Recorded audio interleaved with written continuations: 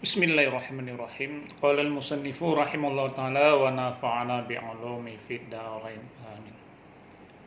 Qala al-alamatul imamu Sayyid Ahmad al-Mashhuri al-Hadaj wa qad in'aqada al-ijma'u ala man'i takfir ahadin min ahli al-qiblati illa bima fihi nafiyus sani'i al-qadri jalla wa ala au syirkun jaliyun la yahtamilu ta'wilu au ingkarun nubuwati au ingkaru ma'ulima minad dini bid-darurati au ingkaru mutawatirin au mujma'in alaihi zaruratan minad dini. Qala al-alamatul imam As-Sayyid Ahmad al-Mashhur al-Hadad, telah berkatalah al-alamah Imam Sayyid Ahmad al-Mashhur al-Hadad. Beliau merupakan salah seorang daripada generasi Alawi. Jadi Imam Sayyid Ahmad al-Mashhur adalah salah seorang generasi Alawi yang paling berpengaruh di benua Afrika Timur. Dan beliau juga biasanya digelar sebagai seorang mujahid di sana. Pun beliau dilahirkan di kota Kaidun yang terletak di Wadi Dau'an, Hadramut Maut sana, sekitar tahun 1907 Masehi. Selanjutnya beliau merupakan seorang alim yang besar, seorang pendakwah dan juga seorang sufi. Tentunya beliau banyak mengarang karangan atau kitab-kitab. Di antara lain karangan-karangan beliau yaitu kitab Miftahul Jannah. Ini sangat populer, bahkan sudah diterjemah oleh murid beliau Syekh Mustafa Al-Badawi ke dalam bahasa Inggris dan juga dalam bahasa Indonesia. Kemudian juga ada karangan beliau Ad-Duratun Nafi'ah. Kemudian As-Sabi Natut Saminan dan lain banyak karangan-karangan beliau bisa kita dapati di toko-toko kitab baik di Jazirah Arab maupun di tempat kita. Sedangkan beliau wafat pada hari Rabu, yaitu tanggal 6 Desember 1995 Masehi. Bahkan jenazahnya dimakamkan di Jeddah. Yang menjadi imam sholat ketika itu ulama besar lagi sufi wali Allah, yaitu pengarang kitab ini, kitab yang kita kaji ini, yaitu Abuya Alawid Al-Maliki. Maka kita doakan kepada almarhum Sayyid Ahmad al-Mashhuri, semoga Allah melampangkan kuburnya. Beliau mengatakan, apa kata beliau? Waqad in aqadal ijma'u ala man'i takfiri ahadin min ahli qiblati. Dan sungguh telah berkumpul ijma' ulama atas mencegah seseorang mengucapkan kafir atas daripada ahli kiblat. Beliau mengatakan telah menjadi konsensus, artinya telah menjadi keputusan para ulama, di antara para ulama untuk tidak mengkafirkan seseorang daripada ahli kiblat, yaitu orang muslim. Tidak boleh. Kita tidak boleh mengkafirkan seseorang muslim dengan kata-kata kafir, tidak boleh. Sehingga seringkali kita melihat dan mendengar sebagian kelompok Islam dengan mudah memberikan label kafir kepada umat Islam lainnya, baik itu yang berseberangan dengan dia tentang dalam hal politik ataupun tradisi dan adat istiadat. Padahal Nabi SAW telah memberikan pernyataan bahwa sebahagian daripada dasar keimanan adalah mencegah seseorang untuk melabirkan, untuk melabeli kafir sesama muslim. Itu banyak riwayat-riwayat di dalam hadis Rasulullah yang Rasulullah SAW melarang seseorang untuk mengucapkan atau melabelkan kafir kepada seseorang muslim. Illa bima fihi nafiyus sani'i al-qadri jalla wa ala. Boleh kita mengatakan kafir kepada seseorang kecuali jika seseorang itu menafikan keberadaan Sonek, artinya keberadaan pencipta. Menafikan, mengingkari keberadaan atau eksistensinya tentang penciptaan alam ini. Yang maha kuasa, yang maha mulia, yang maha tinggi. Dia mengingkari. Artinya itu di bidang tauhid. Maka setiap manusia yang mengingkari tentang keberadaan sang pencipta alam yang maha kuasa, yang maha mulia, yang maha tinggi, maka boleh orang itu dikatakan kafir atau dilabeli kafirnya. Itu baru boleh, karena itu menyangkut dengan akidah, dan dia itu telah keluar daripada eksistensinya tentang penciptaan alam ini. Dia tidak mengakui, maka jelas dia adalah seorang yang kafir. Nah, itu baru boleh kita mengatakan kafir kepada seseorang. Atau boleh juga kita mengatakan kafir atau melabeli kafir kepada seseorang yang dulunya muslim itu au syirkun jaliyun la yahtamalu ta'wil. Atau dia melakukan perbuatan syirik jaliyun dengan terang-terang, dengan jelas, la yahtamilu ta'wil, yang tidak bisa diberi ta'wil. Memang dia mengatakan itu atau dia memperbuat syirik itu betul-betul dia melakukannya. Nggak ada istilah ditakwilkan ini. Karena takwil itu tidak bisa, perbuatan tidak boleh, perbuatan itu atau perkataan itu dipalingkan untuk yang lain. Memang mengarah kepada itu, tidak boleh lagi ditakwil, tidak boleh lagi ditafwidkan.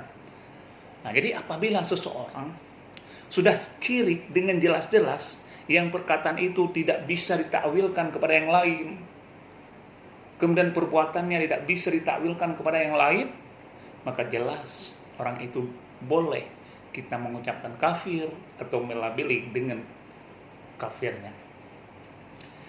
Au ingkarin nubuwati, atau mengingkari kenabian. Boleh, kan dia tidak mengakui nabi, dia mengingkari sunnah rasul, dia mengakiri tentang kerasulannya, kenabiannya. Itu sudah jelas menjadi kafir. Dan pun kita berhak melabeli dengan kafir.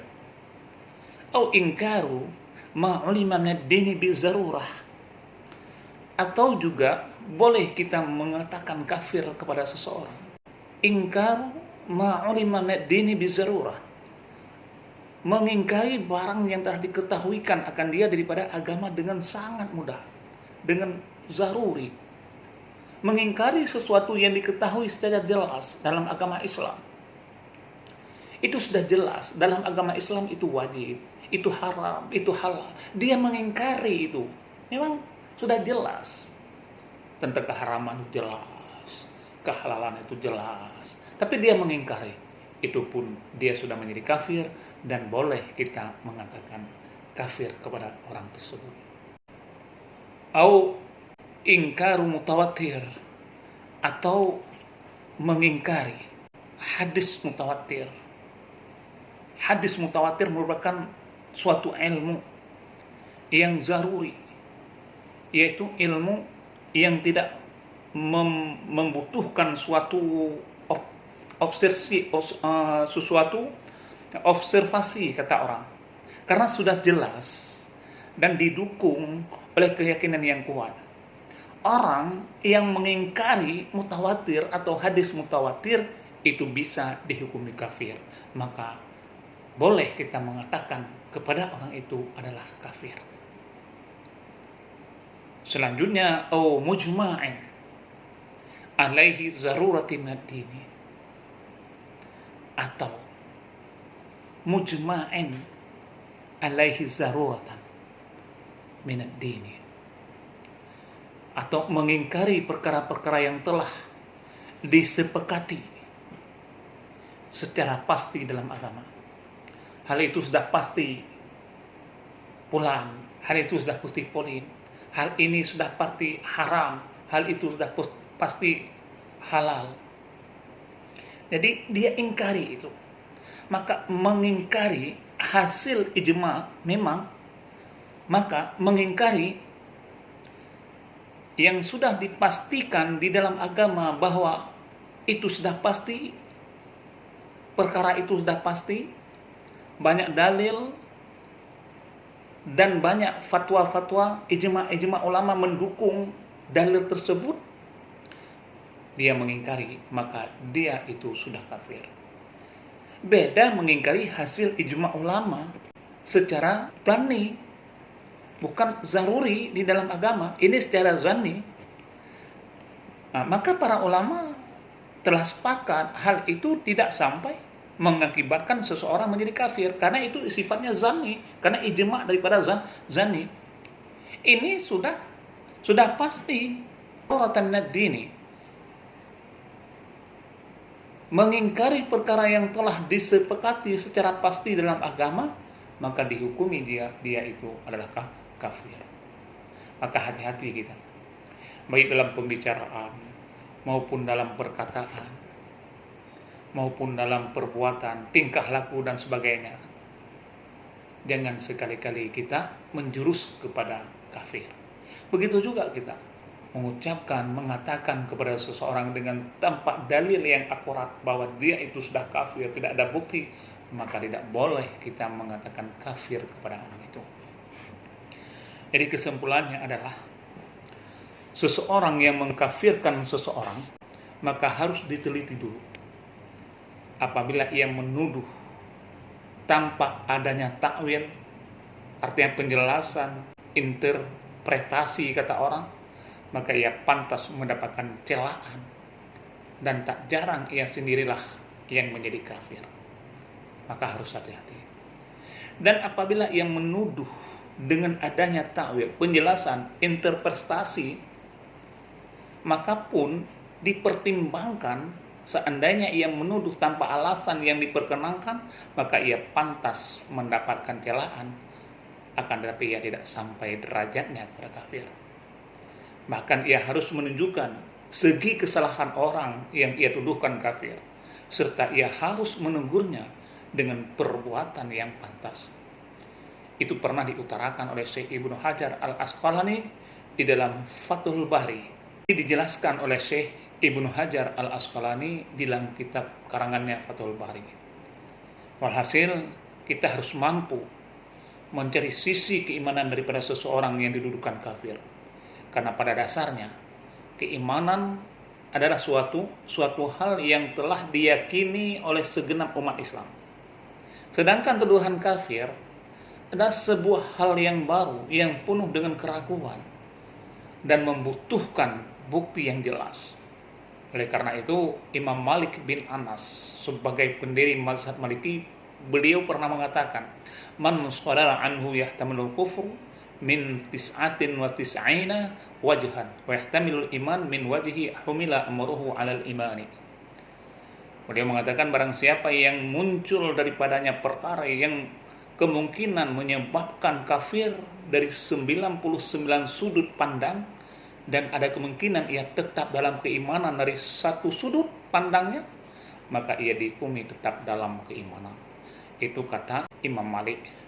Jadi barang siapa yang muncul daripadanya perkara yang kemungkinan menyebabkannya kafir daripada 99 sudut pandang, dan ada kemungkinan ia tetap dalam keimanan dari satu sudut pandang, 99 kemungkinan dia menjurus pada kafir, tapi ada satu sudut pandang dia masih memungkinkan Islam, maka ia dihukumi tetap dalam keimanan.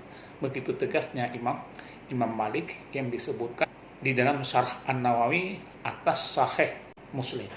Nah, maka untuk kita memastikan seseorang itu kafir, itu harus ada bukti dan dalilnya. Jangan pernah sekali-kali kita mengklaim kita Muslim, sedangkan orang lain yang punya berseberangan dengan kita, baik hal politik, hal adat, istiadat, dan ubudiyah, sehingga kita mentang-mentang mengatakan dirinya benar dan orang lain salah, sekaligus melabeli orang itu kafir. Itu salah besar menurut Said Ahmad Al-Masuri Al-Haddad.